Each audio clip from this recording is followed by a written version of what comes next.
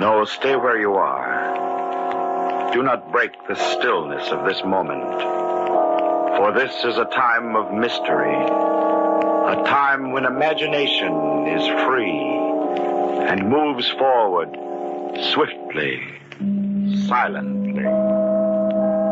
This is the haunting hour.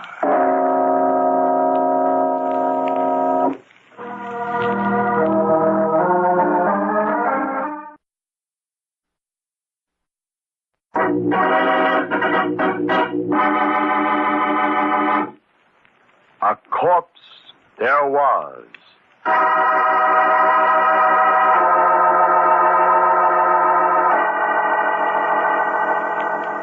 Will you listen to me? I've got to tell it to someone, and, well, I guess you've heard a lot of strange stories. I'm Catherine Holland. It all started about a year after I'd come to work for Martin Reed and Stephen Corey as their housekeeper. Oh, we'd have such fun, the three of us. And Martin was forever making me promise that I'd be with them always. Always. I didn't know how long that could be.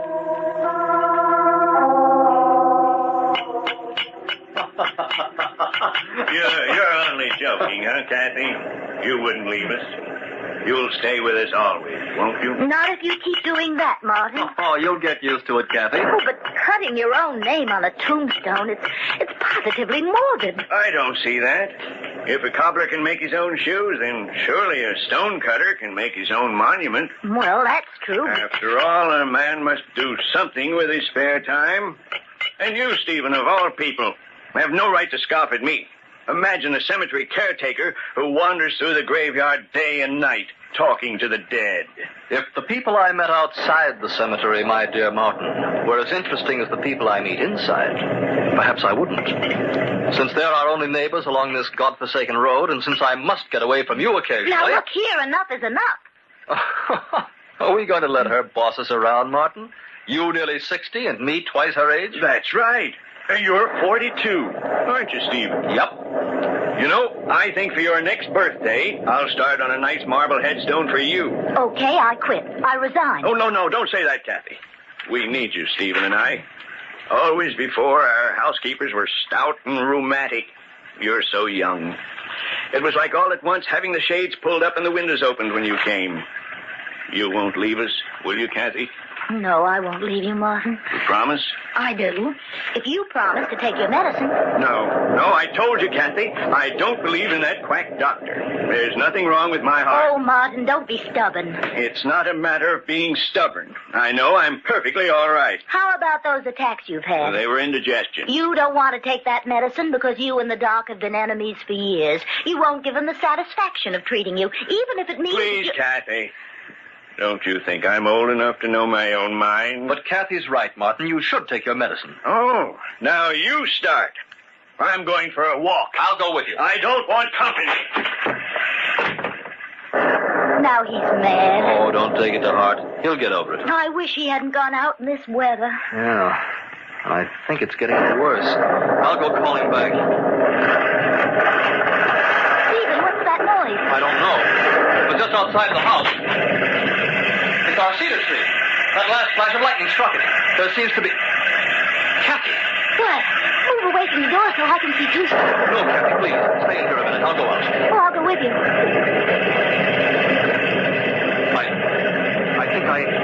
I think I see something beside the cedar. Come on, Kathy. Stephen, it can't be. Yes, Kathy. It's Martin. He's dead. The tree? It didn't touch him.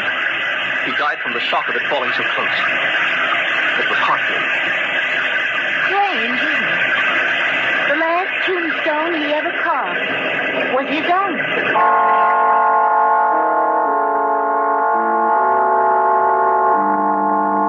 We buried Martin the next evening. There weren't many mourners. We lived too far from town to be well acquainted. At last, the few who'd come went away and left Stephen and me alone at the grave. They've all gone. Your eyes are all red, Kathy. Do you suppose he likes where we buried him? Right across the road from the house? I'm sure he does. He can sort of watch us from here if he gets lonely. It won't be us much longer, Stephen. What do you mean? Well, I can't stay here with just you. It isn't proper. Kathy, you know I wouldn't... Oh, I know, but what'll people think? I don't care about people. They're not important. Well, they are to me. I have a good reputation, Stephen, and I don't intend... Kathy, don't leave me. Oh, but I must. Losing Martin was unbearable, but if I lost you, I'd have nothing left. I'm sorry, Stephen. There'd be no one to care if I live or die. If you go, I'll be all alone. You'll find another housekeeper. Housekeeper? Oh, Kathy, dearest, don't be such a little fool. I'm not a fool. You are if you can't see how much I love you. You love me? Oh, no. How could I help it? You're sweet and fresh and lovely. And I never knew before what joy it was to watch a woman. Anything you do, the way you walk and laugh, even the way you get angry. It's beautiful. Oh, keep away from me. I don't know what's come over you. I was content just having you about the house, being near you, but now... Oh, my darling, you mustn't go away. Oh, please don't look at me like that. Please, Stephen. Dearest, let's get married. I'll make you happy. No, I don't love you. Don't touch me. Oh, I like you a lot. I'm very fond of you, but, well, it's not love. I could never love you. Why, Kathy? I'll make you a good Oh, husband. no, Stephen, no. You're twice my age. But I'd worship you, Kathy, dearest. Oh, will you quit bawling Kathy, dearest, at me like a lost lamb? I'm going to the house and pack my things. I won't let you go. You belong to me. I don't belong to anyone. If you don't get out of my way, I'll throw this rock at you. There's someone else. You love someone else. No, Stephen, I just don't love you. Don't come near me. I'll throw it, I swear. Kathy, no! I told you I would, didn't I? Why couldn't you believe me? Well, get up. Stephen. He was lying on his back, motionless. I bent over him and... his face, the rock had caught him between the eyes. I couldn't think. I was terrified. I only knew that Stephen was dead, that I had killed him. A murderess, that's what everybody would say. They'd put me on trial, all those faces gaping at me like I wasn't human, and then they'd... No. Had to get out of here. The road past the graveyard. If I followed it, I'd reach the main highway. I'd run.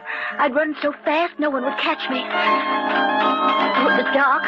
The body wouldn't be found till morning. By then I'd be far away. Had to keep moving. Had to. Where could I go? Where could I hide? Flying down the road for hours and hours, till my legs were numb and my heart tearing at my chest, deafening me with its thunder. No, that wasn't my heart. It was a car. They were looking for me. Somehow they'd found Stephen already. Oh, it was getting nearer and nearer. I slipped behind a tree.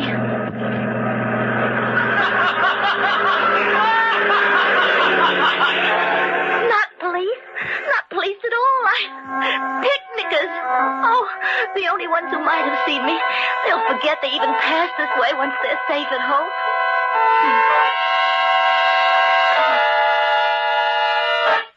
Safe at home.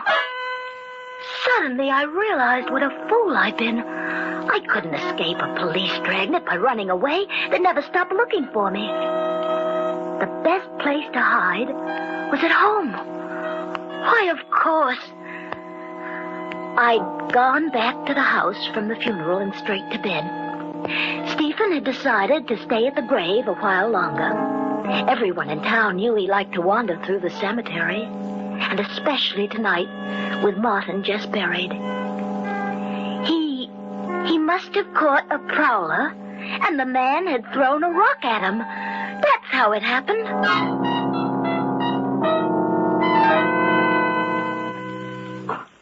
I felt perfectly calm. I turned around and started back.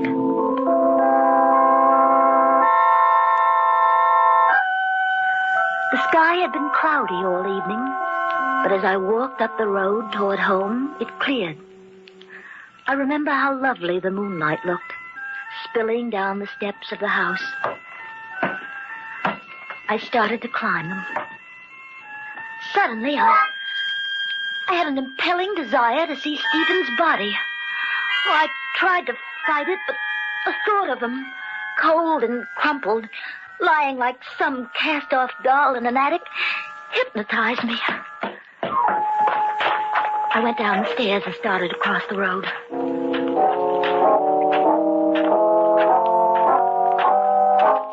He had been lying at the foot of Martin's grave, I remembered. From where I was, I couldn't make out the body. Oh, that wasn't right.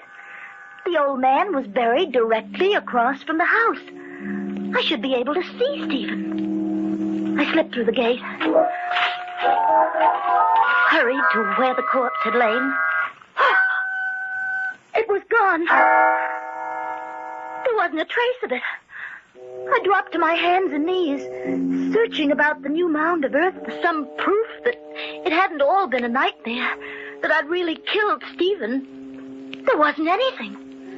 No matted grass where the blood should have dried, nothing fallen from his pockets, not even the stone with which I'd struck him. And it was so quiet, so deathly quiet, with the moon whitewashing Martin's headstone, and the one next to it. The one next to it. But there hadn't been any grave there before. And this one was fresh. As fresh as Martin's. I slowly raised my eyes and looked at the tombstone. Stephen Corey, born May 9th, 1901. Died April 20th, 1944. Why, I'd know that carving anywhere. Martin was dead. But Martin had made that gravestone.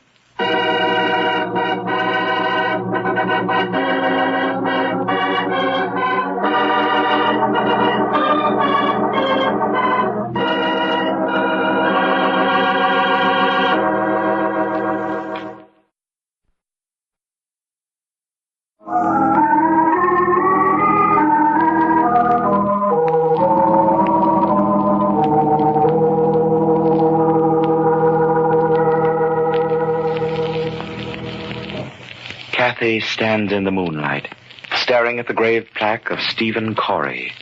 A plaque identical with the one Martin had made for himself before he died. And yet, how could Martin have carved that headstone? He had not made one for Stephen before he died. I knew that. Still, Stephen had been buried, and the date on the monument was right. I felt the answer, but I pushed it back away from my mind.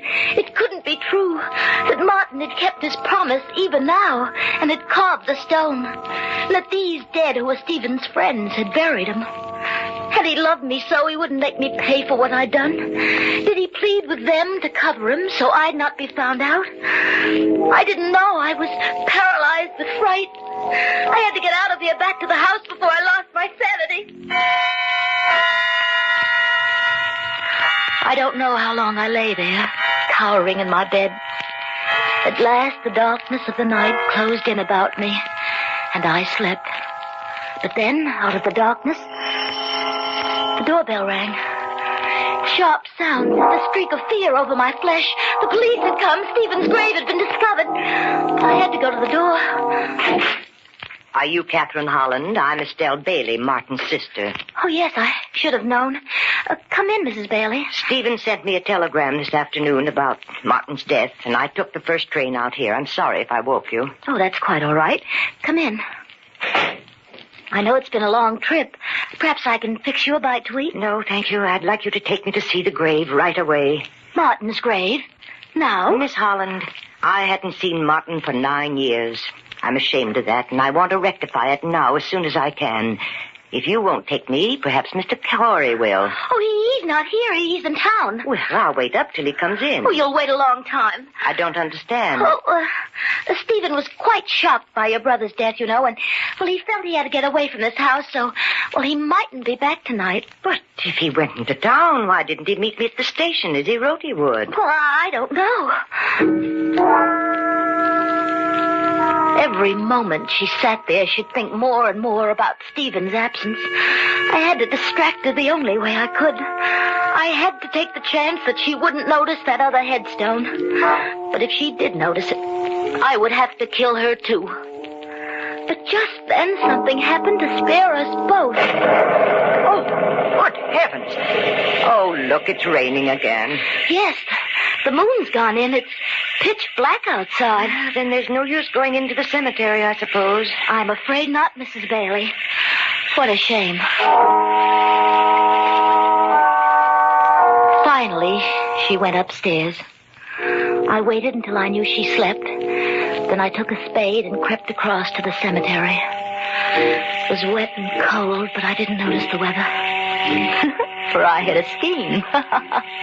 A very clever scheme. I was going to dig up someone else's headstone as well as Stephen's and switch the two. I couldn't disguise his new-made grave, but at least I'd conceal who was buried there. It was just before dawn when I slipped back to the house.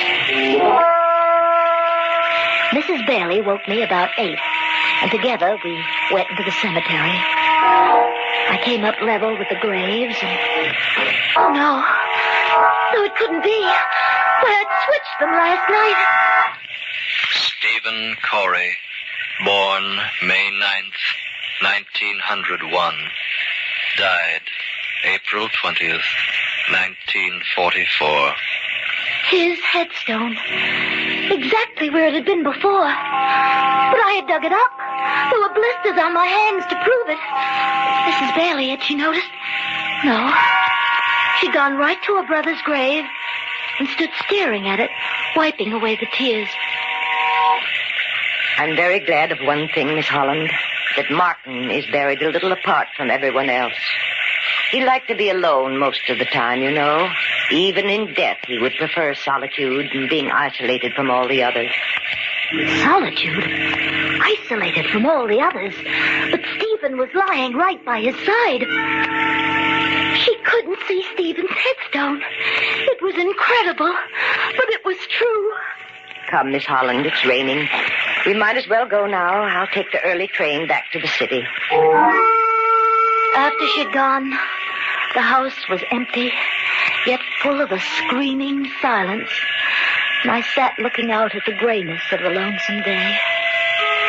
Had there really been a grave at all?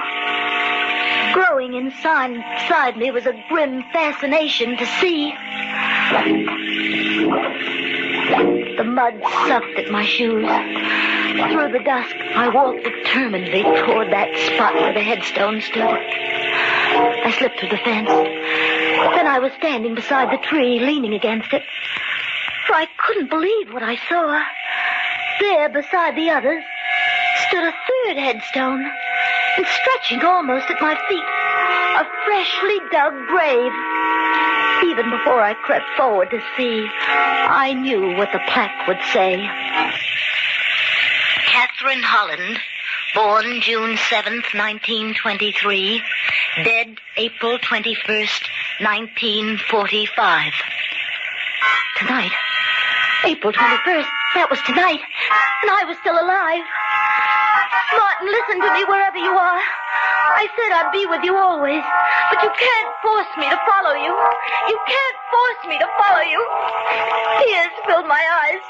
I took hold of a hateful stone and tried to flatten it into the ground, Then through the tears, I saw the dark bruises on my hands. Bruises on my hands, but it wasn't possible that... I touched one of the dark splotches. It rubbed away. Then the truth went through my mind. I fell to my knees. The letters I thought were carved into the stone. They too were blurred. I drew my finger along my name. It was lettered in black crayon. Thick, archaic lettering, darker toward the middle than at the edges, giving the illusion of depth. Giving the illusion of being cut into the stone. Then that's how Stephen's headstone was made. That's how. I stood up. Fear fell over me like a cold, wet sheet. Behind this adventure was a human being. A being like myself. Then I saw the thing in the grass, sending a tiny sparkle toward the dust-filled sky, and greedily I picked it up. A copper-colored metal cap from an eyebrow pencil. So that was how the letters had been drawn. That was how this thing had happened. Then I knew who had done it. And even before I turned to look, I knew she was standing there, staring at me, unmoving, a thin smile on her lips, her eyebrows thin, too, penciled on with surety and deftness. Turn around, Miss Holland. I see you have guessed the truth. It was you. You killed him. But do you think my conscience will hurt me as yours does? Would it make your death any easier to know you didn't kill Stephen Corey? I don't understand you. I'm telling you the truth. I came into the cemetery just as the last visitor left, and I saw you throw the rock at Corey. I saw you run for the road. You hadn't killed him, Miss Holland. He was only unconscious. But I made sure he was dead before I buried him. Then you dug the grave here. That spade in your hand. Will serve a double purpose. I shall kill you with it. Just as you murdered Corey. Why? Why did you kill him? Because Martin had willed all the family property to Corey, with the provision that when he died, it would return to me. I knew if his body weren't discovered, they'd think you and he had run away together. Then I'd have to wait for him to be declared legally dead. And so you put up the plaque? I felt sure I could persuade the county coroner to file a death certificate quietly. Then I'd show my lawyer the grave, show him that Corey, too, was dead. But you came back, so I have to kill you, too. Now you know the truth. Your time has come. That spade, Mrs. Bailey. Is for you, Miss Holland. Stay back from me. Stay back. I'm going to kill you. I'm not afraid, Mrs. Bailey. You're real. I can fight you. This will be your grave, and I shall bury you in it. Give me that spade. Give it to me. Go here. I said that spade. Mrs. Bailey.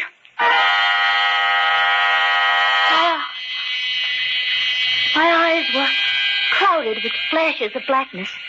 I lay on the ground, feeling the cold, wet earth against my cheek. Without warning, it had happened. One wall of the grave gave way, and she lost her balance and fell forward into the gaping hole.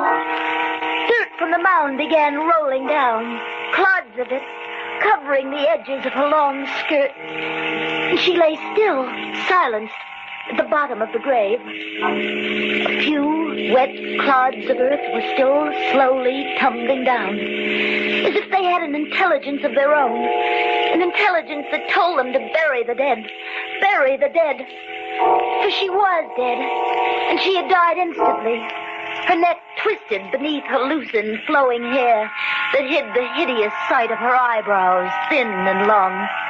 Her neck was broken, and she lay in the grave she had meant for me.